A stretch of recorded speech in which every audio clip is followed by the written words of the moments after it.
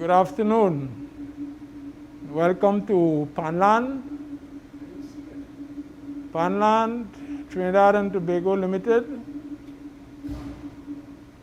Pan makers to the world.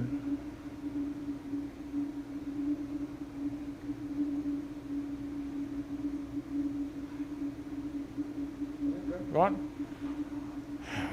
Panland is a steel pan manufacturer,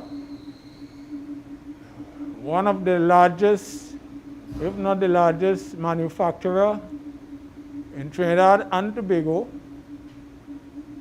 the land of the steel pan, where the steel pan was first developed. We developed, there's a whole history of the steel pan in Trinidad and Tobago coming out of the roots, coming out of slavery, coming out of the African experience and the experience of rhythm and music of our ancestors. Panland, Trinidad and Tobago is around 27 years old.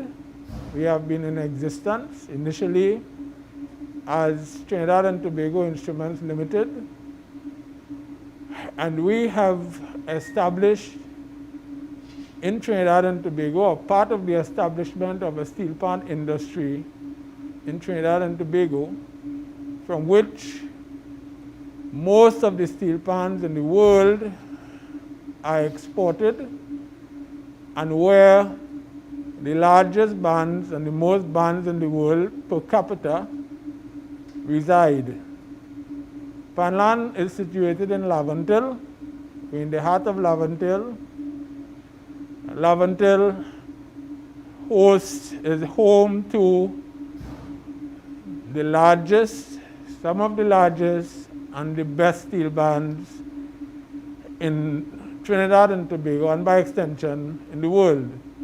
I'm sure that those of you who would have had any kind of knowledge of the steel pan would know of Desperados and Renegades and Massey All-Stars. They are all 𝗣𝗳𝗳𝗁 resident bands. Panland is established, well established in 𝗣𝗳𝗁. We have been here for quite a while, and during this period we have had development of quite a number of people, of skills, of capability, and of technical capacity that presently serves the steel pan industry. Most of the top tuners in the country, and by extension the world, have come out of this factory. They cut their teeth here, many of them. They spent quite a lot of time here and learned their trade, honed their trade, and this factory has been a major part of their development. Panland is presenting to you today, is giving you an idea of what is involved in the manufacturing, the making of the pan.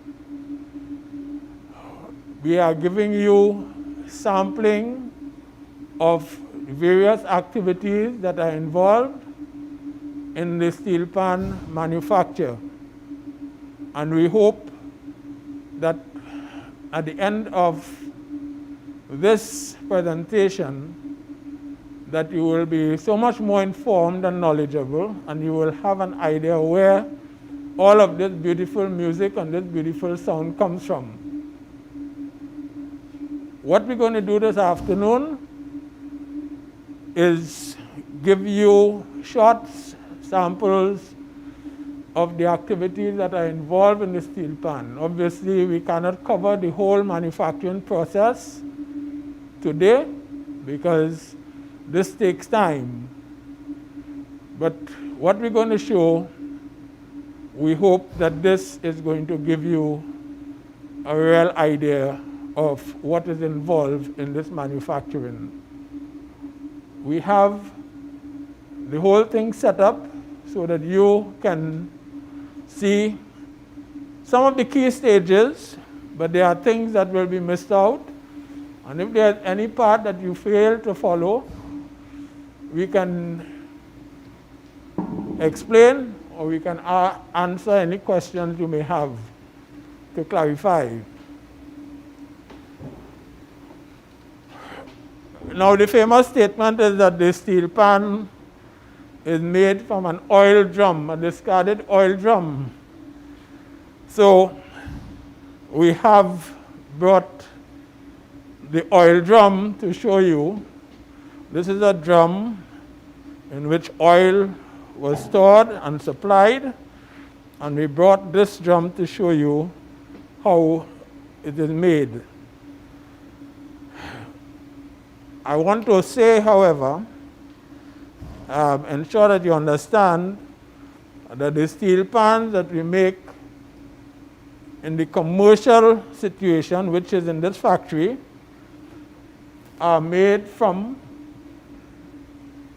drums and material that are specifically made for the steel pan. The specification of the material is very important. In other words, you can't just pick up any old drum anywhere and just decide, okay, I'm going to make a pan with it.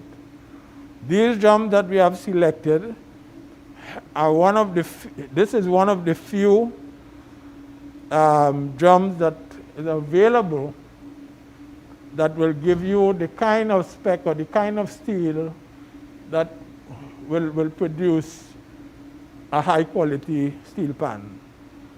So the first stage is the drum as you know it.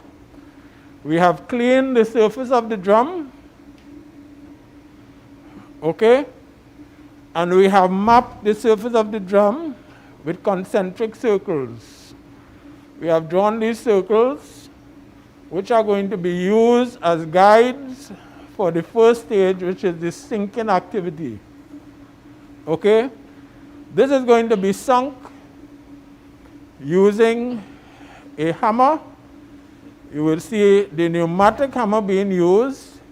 You know from the times of before, we would have used a sledge, or in some cases they use an iron ball to produce this sink that we're going to do, okay? So what we're going to demo very quickly is the use of the pneumatic hammer. You will notice that the sinking is done. The sinking is done in accordance with these circles. So it's not just dropping the hammer and sinking. We stretch the metal on the outside and we keep moving on the inside so it is stretched in a uniform, and there is system. There is a method in the noise and the madness, okay? So we'll get an indication of the pneumatic sinking to start. It's a little loud, so bear with us. Go ahead.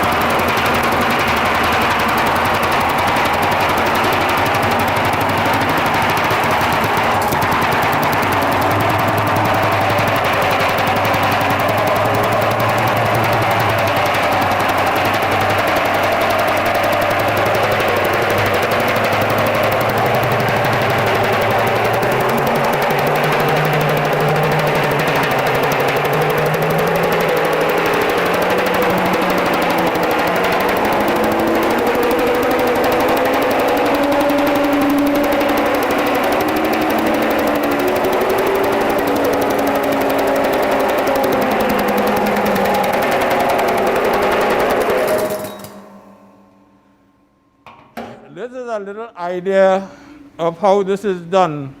You note that he goes around in the circle and then he moves inside. What happens is we stretch, and as we stretch evenly, we stretch into a bowl. This pan gives you an idea of an intermediate stage, okay? This is not complete, but it just gives you an idea of where this is going. As it continues to hammer, this is what results. And we will continue past this, of course, depending on which of the pans we will be making. We will continue past this and get the kind of profile that we need. Now, the hammers that you see on the wall, you would see various sizes of hammers. The first size, which is the one that was in use, is the heavy hammer. It's the heaviest one that does the major sinking. As we go further, we would use a medium-sized hammer, right, that will give you a smoother, closer finish.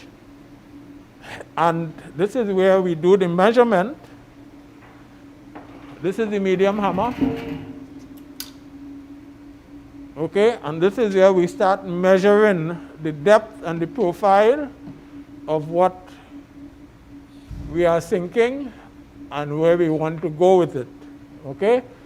Then, of course, the last stage is using the smallest hammer, which is the finishing hammer, to do the final work on the pan.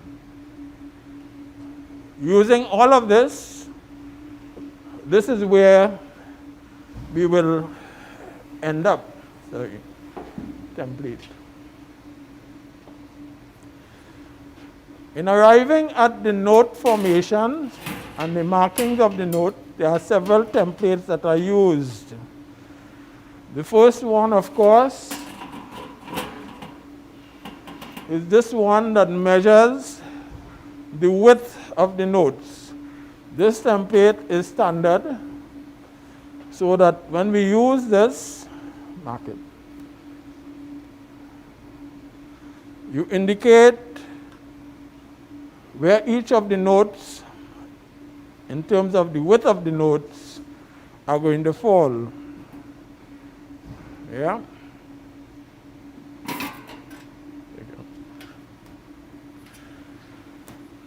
You see a finished product here, but to get to this, what we would have done is found the middle of the pan, of the sunk drum. We would have found the middle.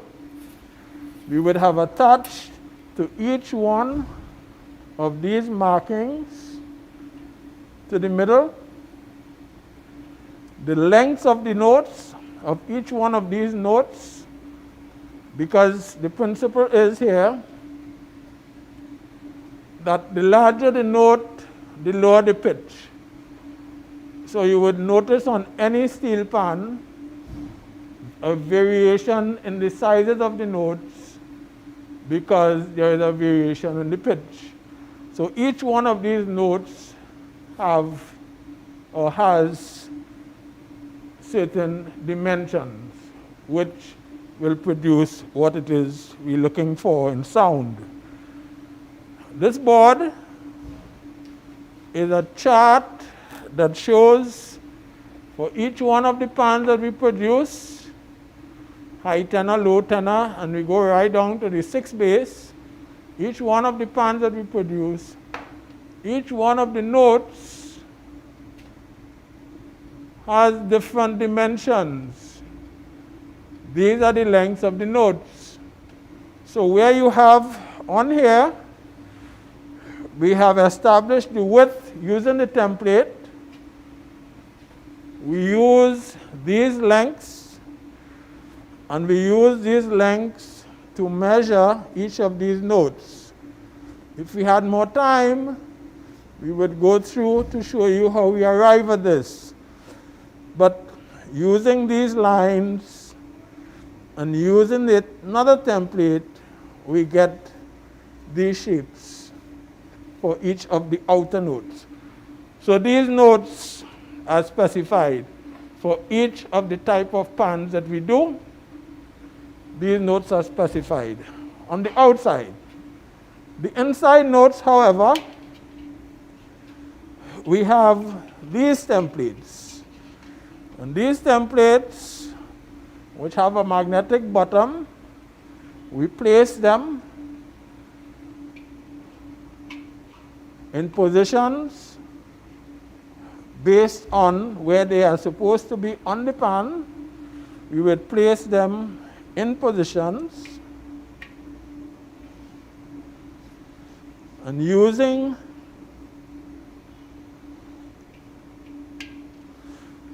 these, we will scribe.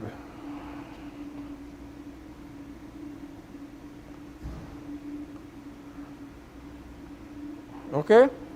And that is how we arrive at each of these notes on the pan.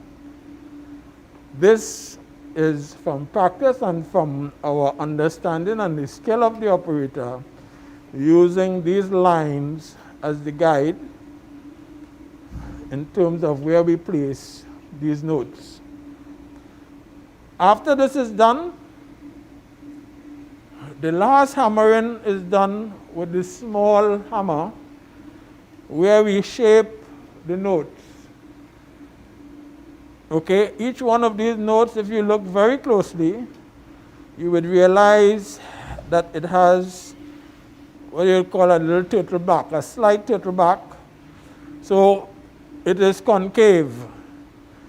The concave profile is what is used by the tuner to get the vibration and the sound that you will hear eventually from these notes. So every note has a profile. Every note also has a shape, which is elliptical. Although you see the markings on the outside, within each of these markings there's an elliptical shape, which is actually the plain note on the pan. So this part of the process, which we call our preparation phase,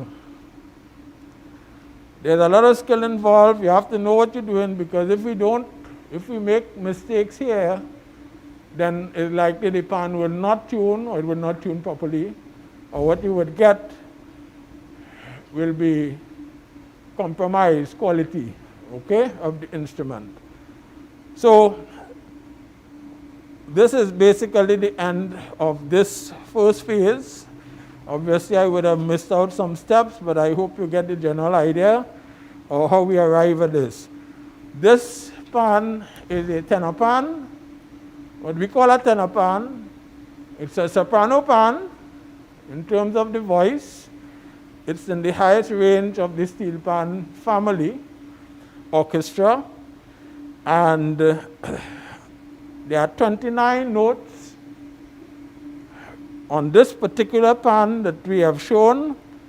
It's a C major, a C lead pan, what we call a middle C pan, what we call a low tenor pan. These are all names that are used, but basically is a pan with a range from middle C, C4, that goes to F6. There's 29 notes on the chromatic scale. Okay, so this is the end of this phase. From here, we will take this drum and we will cut the skirt to specification. There's a specification for each one of these pans for the skirt length. And if you look here on this same chart, you will see the tenor. This is the sinking depth. That is the depth of the bowl. This is the length of the skirt. right? This is the depth. When it is finished, we should achieve this depth. So we sink to this depth. This is the skirt that is cut. And when we do all of our finishing work, we end up with these dimensions. So all of the pans that we make, we have these specifications or these targets to meet, to achieve, to get the quality pan that we would really like to get. So we move from here and we go to where we cut the pan.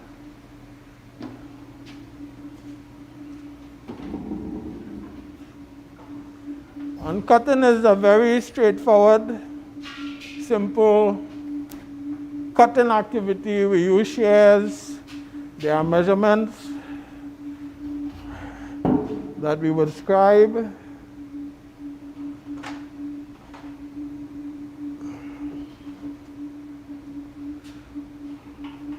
Each one of these pans have a measurement and a template. Go ahead, use it.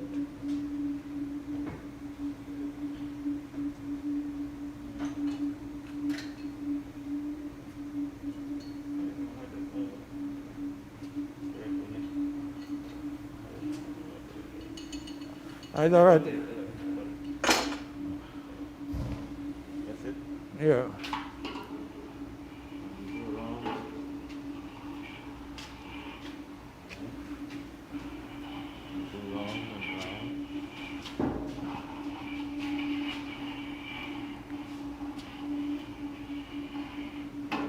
Yes. So this is what we use. The thing about it is we don't measure every skirt. We have these tools so that every pan we make is exactly the same. Okay? Then this is cut. And drill the hole. There. We drill and we cut it.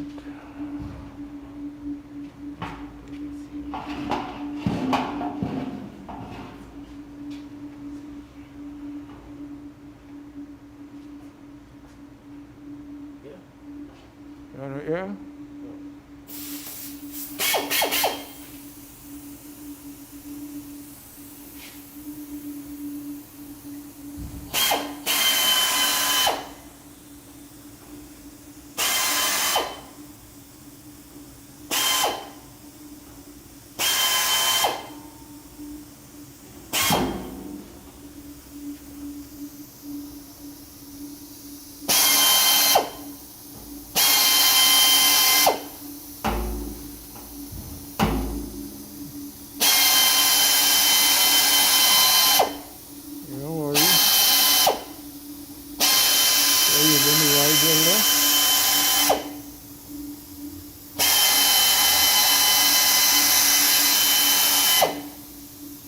Okay. Okay. Okay.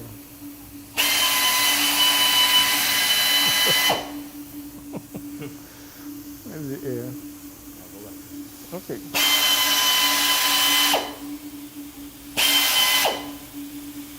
Yeah, cut it. Oh, okay. All right. Okay. What he's attempting to do there, I don't know why it's not working now, is to drill a hole so that he can place the shears. There's the shears. Hello? Hello? Get up. In the shears.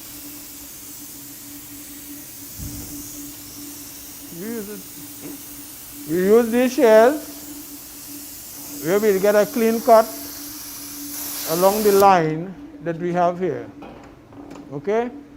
And end up with a raw pan. This is going to be cut to this length. It's also going to be stamped. There are certain numbers that are stamped here where we can identify the pans that are made in the factory and when it was made and who it was made by and who tunes it and so on from our database. Okay? The pan that is cut looks like this. It looks like this after it is burnt. So the cut pan we put under fire for a certain amount of time, which is something that we would have worked out, and we end up with this product. It's cleaned, and this is where the process of tuning, which is the high skill in the steel pan manufacture, this is where this begins. So the tuning activity, which is being performed by Junior Franklin, who is one of the best in the country, we will show you from a pan that is just burnt. If he sounds it, you will hear nothing. Nothing. Yes. So there is nothing that you hear, but using his skill, you're going to wake it up.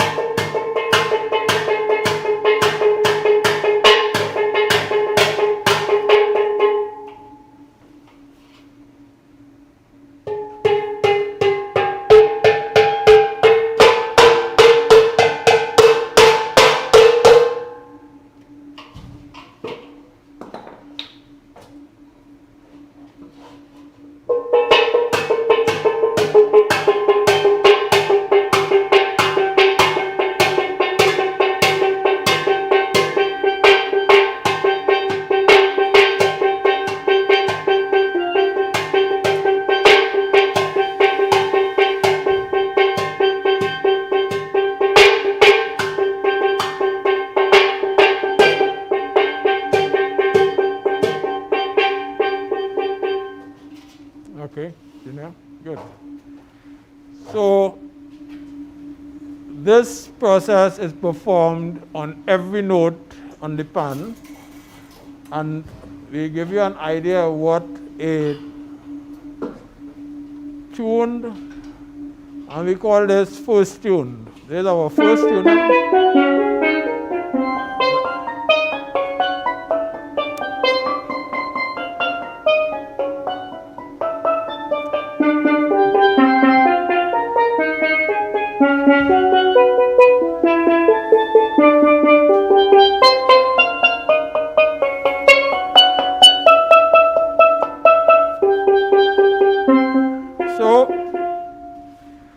have gone from no sound or erratic sound to this that you just heard. The strobe that was on is used as a guide because each of these notes, there is a specific pitch based on the layout of the low tenor pan. So the strobe is used as a guide. Now this is the first tuning, which is really putting the sound on the note.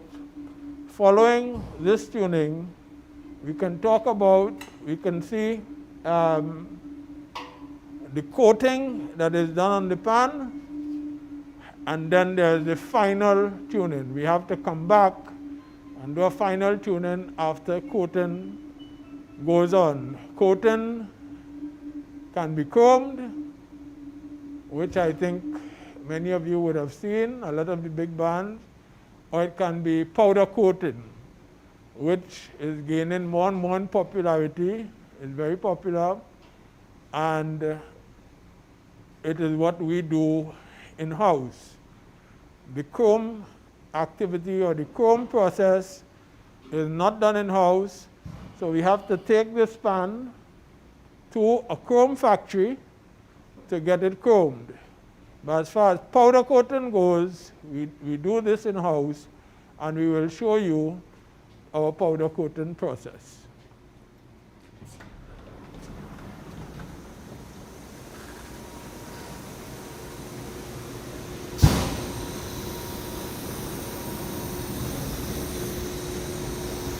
Powder coating process is an electrostatic process. The pan is hung and it is grounded electrically, and the powder that comes out of this box and through this gun is charged to a high voltage, so that the powder that comes out here goes onto the pan and basically sticks onto it. It's attracted because of the difference in potential. So you get a steady surface. You get a surface that is even, because it's the electrostatic application. It's only the powder that is actually attracted that stays on. So you get a smooth, even surface, which we control by the level of the electrical charge, okay, and of course the powder, okay. So we will show you a little demo of how this is done.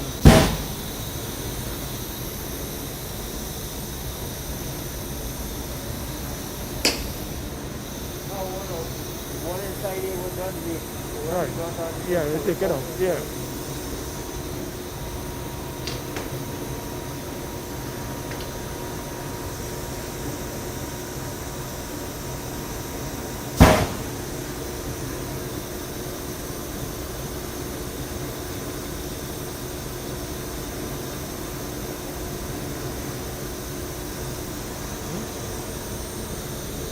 Powder. Stick on the airline.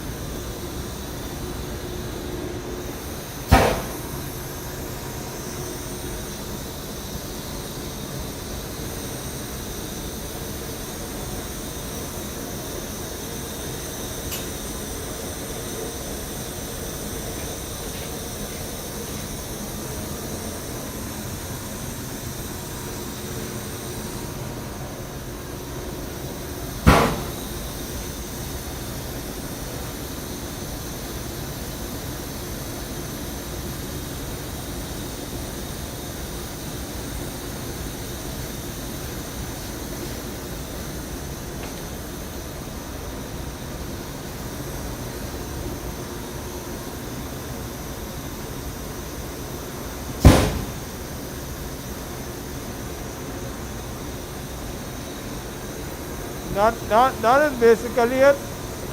The powder goes on, Powder goes on.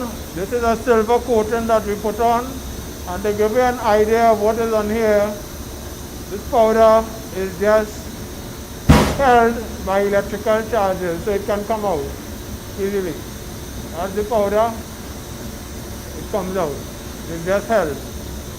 Okay? From this stage, we take it to the oven. It is baked.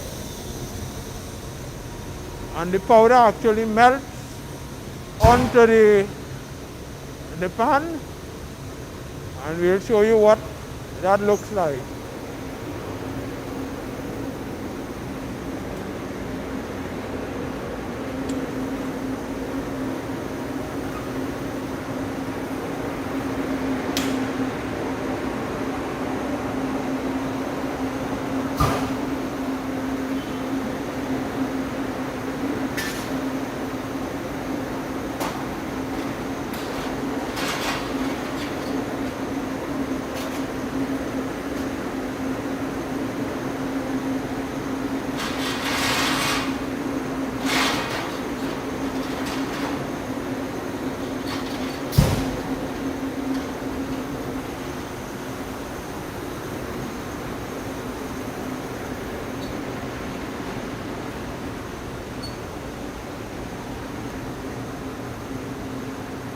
So this is what the baked pan look like.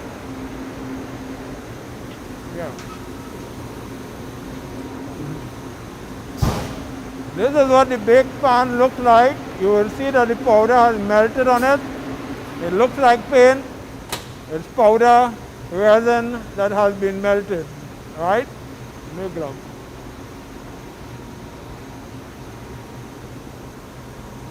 It's a little hot. So you can take a close look at this.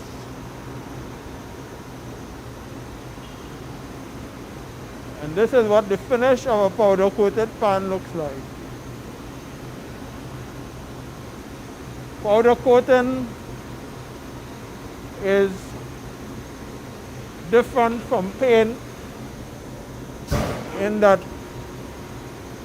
normal paint has resins and other chemicals and other carriers that carries the resin. Powder coating is pure resin that melts on. This is a superior coating to any paint for pan manufacturing because it's hard, it doesn't bruise easily, it can take impact, and because of that, the tuning activity can be easily withstood on the powder coating. The other attribute is that because of the nature of it, it does not affect the resonance of the notes as paint would. So we have a coated product that will vibrate like chrome. Okay?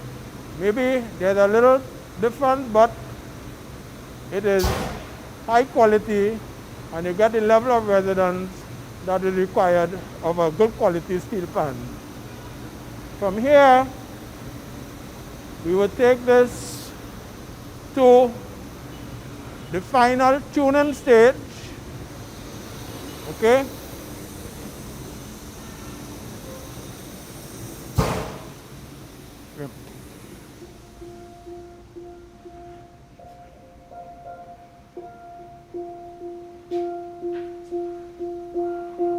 Now this stage is the final tuning where Junior is going to go through each of the notes and he's going to make the final adjustments on the notes where you can get the level and the high quality sound and vibration that we know that comes from the steel pan.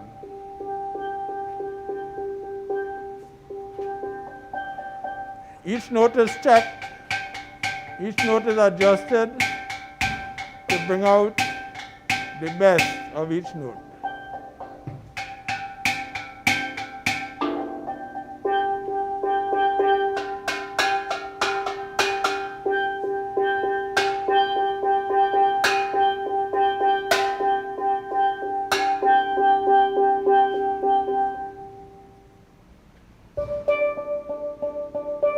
So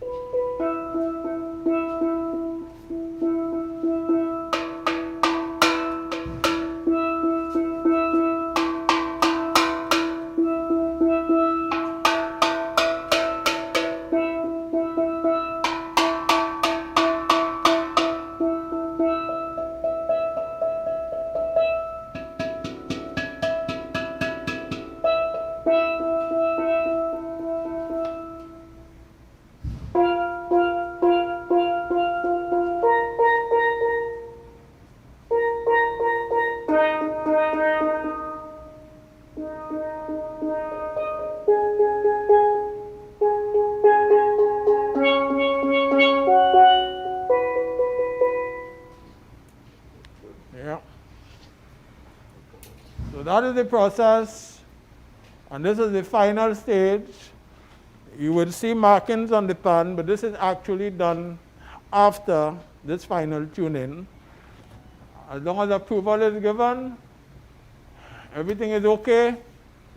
We do the markings on the pan. We put the strings on. We put our emblem on. And that's the only time that the Panland label goes on. It's the Panland brand. This is a brand registered in the US also. So we end up with